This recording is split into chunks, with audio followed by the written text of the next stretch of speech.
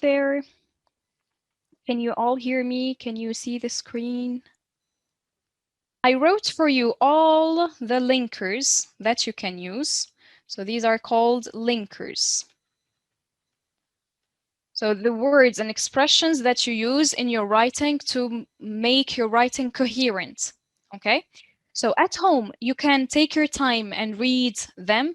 You can choose a list and then stick them on your walls to memorize a few words, and then make sure to use them in your writings. So we will not read this now because this will be a waste of time if we do that. So at home, read the different expressions that you have, choose 1, 2 to 3 of them, and then use them in your writing. So you have here sequence, addition, generalization, expressing personal viewpoints, agreeing, disagreeing, condition, certainty, time, comparison. You have given examples, cause, express and contrast, effect, result, explaining, making exceptions, making suggestions, giving advice, modifying adverbs, summarizing, etc. So you have all the different words that you need to link your ideas. For now, we will have a look a little bit at the writing process. Now, writing does not happen all at once. It's a process. And you have to go through different steps in order to finally write something valuable. So there are several questions you should ask yourself before writing. So we call this phase the pre-writing phase or the pre-writing time. So it's time for you to do what? To think. So the first thing you should do is to read your topic carefully, underline the keywords, underline what's required from you, and try to understand the topic. So the first question you should ask, what does the topic say? Because sometimes many students think that the topic is talking about something, but then turns out that it's something different. So always make sure to be very focused and to truly understand what's required from you. What do I want to say in response to that? So what is your answer to this topic? How do I want to say it? This means, is it an article? Is it an essay? Is it an email? So the types we were looking at earlier. What examples can I include? What ideas do I have? And what examples do I have to support these ideas? So this is time for you to, if you want, to take bullet points, to jot down your ideas, to make, explain the words, clarify things for yourself. Then once you've answered these questions, you move on to the second part, which is called drafting. Now, when we write, we don't write only one draft. We don't write only one piece of writing. There are several ones.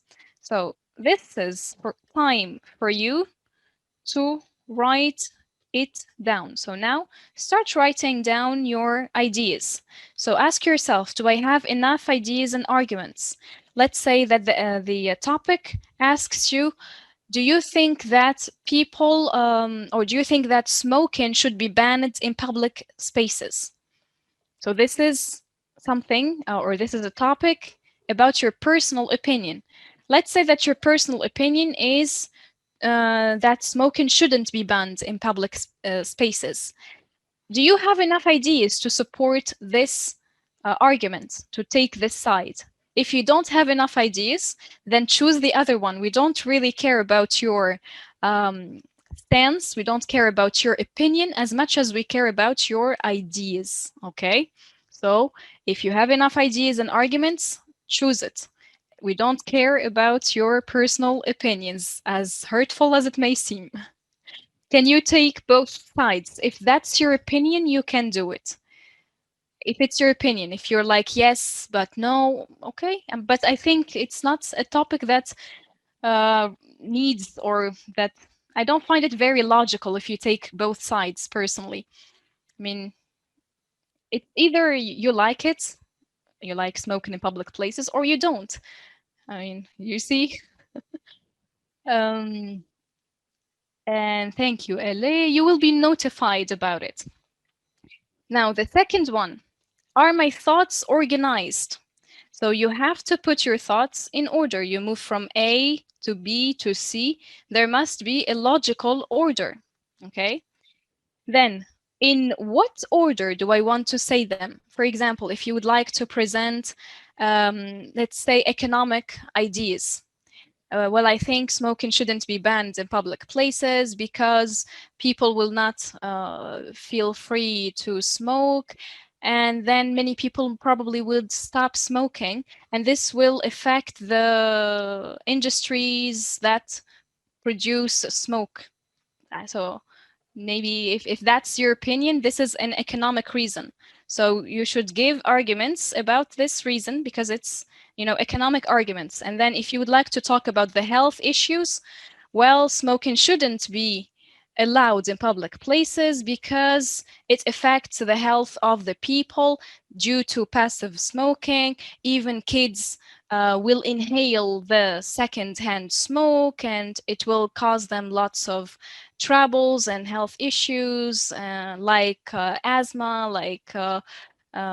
and then you just give the reasons. Okay, so I have to just see something logical behind what you're providing. Okay, it doesn't have to, you shouldn't like jump from one thing to another and then come back to the first idea. I mean, as obvious as it may seem. And then the third question, or the fourth question, which ideas do I want to develop? Let's say that you have 6 ideas, 6 arguments. Are you going to write all the 6 arguments? No, just choose 3. So 3 is the best and the perfect number. So it's not too little, it's not too much, and you only have, remember, 12 lines. So in 12 lines, you cannot talk about 6 ideas. So 3 ideas, that's a perfect number. So make a selection, choose the best ideas, the most convincing ideas, and develop them. Then ask yourselves, is this an idea or an example? Remember, when we give an idea, we need to support it with an example. So ideas plus examples, okay?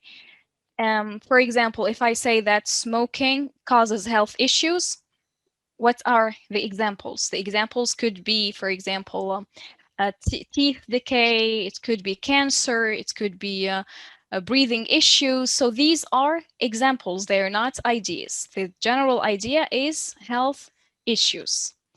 So is this clear? The difference between an idea and an example?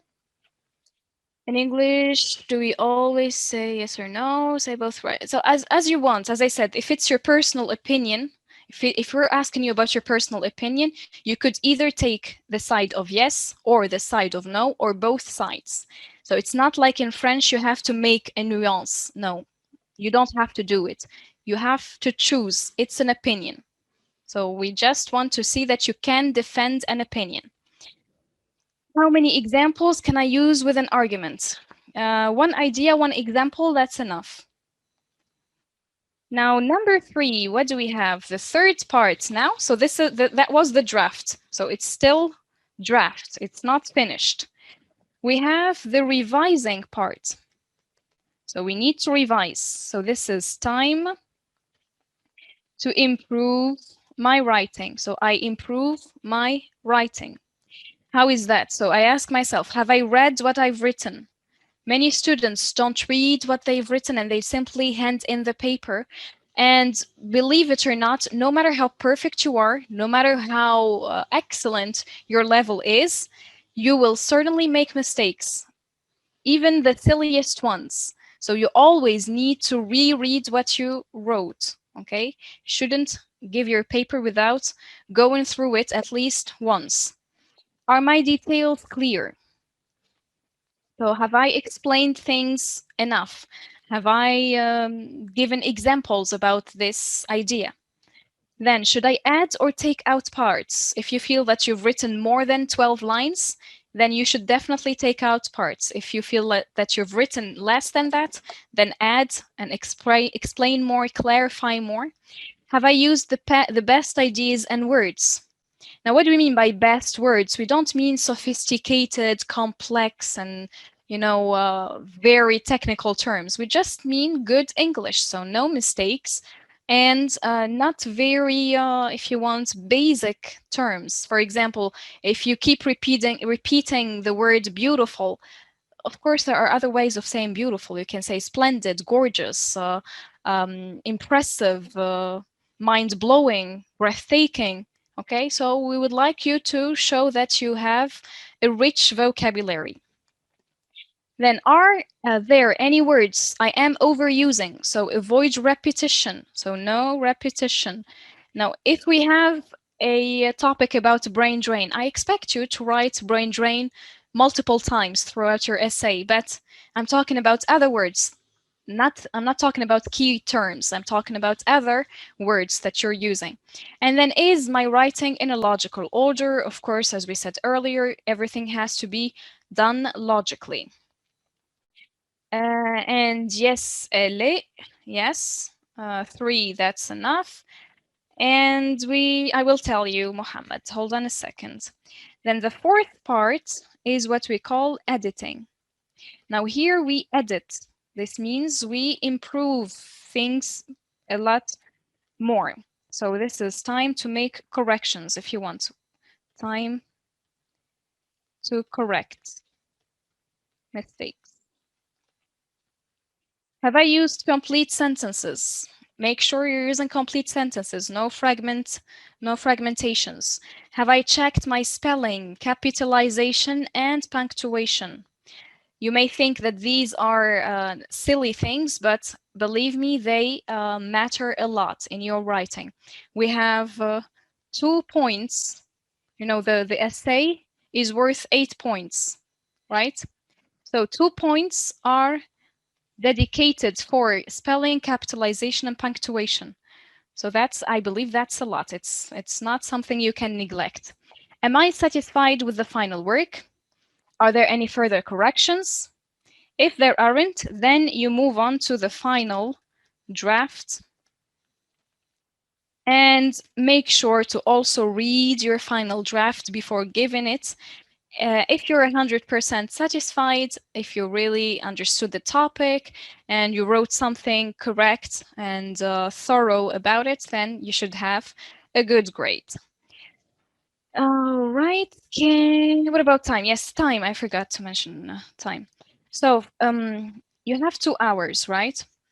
And you have reading comprehension, you have language, and you have 2 parts of writing. You have guided writing and you have free writing. Now, how can you divide your time? I would say the best way to do, personally, what I would do, I would start with the writing part, because I think that it's maybe like the longest one, the most complicated one, etc. The rest, I feel it's so easy. So I would start with writing. The guided writing is worth 4 points. So I shouldn't waste a lot of time in that. Let's say maximum 10 minutes, no more. For the free writing, because I will start from scratch. Do you know this expression, to start from scratch? This means to start from 0. Okay, so you have nothing given for you. You will just start from 0. So I would say 30 to 45 minutes. So read your topic, take your time to understand it. Don't jump to writing an introduction. I would say leave the introduction and the conclusion till the end. So in the end, you write your intro and your conclusion. Focus on the body, because this is the most important part. Start with jotting down your ideas, then selecting the best ones, then giving examples for each one of them, and then putting them in order, adding linkers, and that's how you can have a good body. Then you move on to writing either the introduction or the conclusion, and then the other one, and you move on to your final draft. So I wouldn't suggest writing directly on the exam paper because you may misunderstand the topic at first. So write on your draft paper first and then the exam paper. I wouldn't say write everything on the on the draft paper. So the body, you could write the ideas. So idea 1, and then the example, and then put the linker, write the linker, and then idea 2, the example, then the linker, idea 3. Okay? And then the introduction and the conclusion, I would say, must be written on the draft paper because the introduction is the first thing that the reader says. So it has to be written perfectly with no mistakes because this is the first impression. The conclusion is the last thing that he reads. So it's the last impression, and you definitely don't want to leave him or her with last mistakes. And that will degrade your mark and the value of your essay. Now, here we used, let's say, 45 minutes. This means we have an hour, 15 minutes. Now, for the language you have only 2 exercises, and it's worth 6 points. So I would say 20, that's the maximum. 20 minutes, maximum 30 minutes, not 3:30. And then for the reading comprehension, that's 45 minutes to an hour, but it shouldn't take that long. I mean, it shouldn't take an hour. I would say if you have 15 more minutes to spare, then spare them for the free writing because that needs a lot of I mean, concentration, and you have to read at least, I mean, you have to read your writing at least once, all right? So is this clear? And Yasmin, you have magazines. Do you check the magazines on the website? There are magazines on each unit with the needed ideas, the needed examples, and there are also topics for you. There are essays written. There are, I mean, everything is available online. So make sure to check the magazines and to have a look on them because they have everything you're asking about. So I always leave 1 hour for free writing and guided writing. Is that enough? Yeah, as I said. I mean, you have here 45 minutes, 10 minutes, 15 minutes maximum. That's enough. Yes. So it's, do you have like 10 more minutes, or do you want us to leave the rest for next session? Because I have an application exercise, a guided writing part. It's a biography. Would you like us to do this session or next session?